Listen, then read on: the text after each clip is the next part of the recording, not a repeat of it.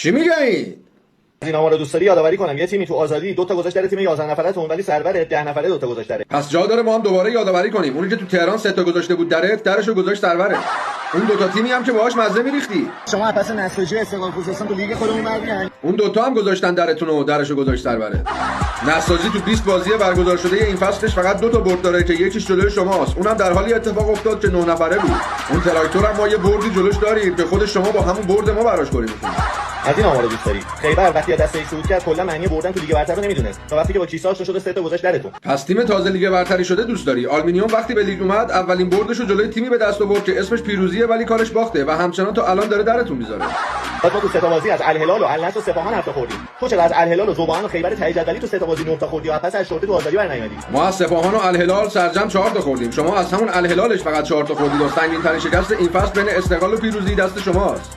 ما الشورته رو نبردیم ولی در آخر صعود کردیم. شمایی که تو تهران از پس نونهالان النصر برنیامدی و نتونستی صعود کنی از الشورته نگو چه کلا قرمزی.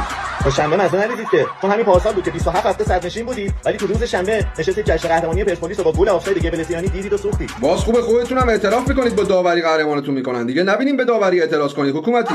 یه شنبه صبح، شنبه ظهر و شنبه شب هم معذرت.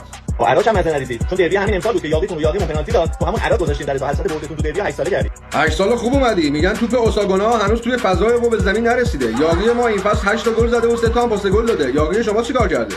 ما رو قشنگ‌تر بدم بهت. این فصل تعداد باختاتون و برداتون مساویه. 6 تا باختید، 6 تا بردید، 6 تا سرمربی عوض کردید. یعنی کلی پول و دلار دور ریختید که هر مربی بیاد نهایتا یه برد بیاره و بماله درتون رو بره. آفرین به شما که با این همه هزینه و ریخت و پاش فقط 9 تا باخت دادین این فصل. ماتزاری که هنوز رو نیمکت نشسته. بختیاری زاده هم که 2 بار حسابش کردی. آمارت از خودت و تیمت قوی‌تره خدا زده.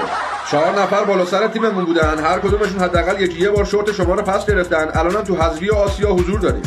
شما هم 3 تا مربی عوض کردید. جلوی سپاهان دوبله سوبله شدید. تو حذفی و آسیا هم ما با پیکان و النصر بازی داریم. شما هم باید بشینید با کنترل تلویزیون بازی کنید.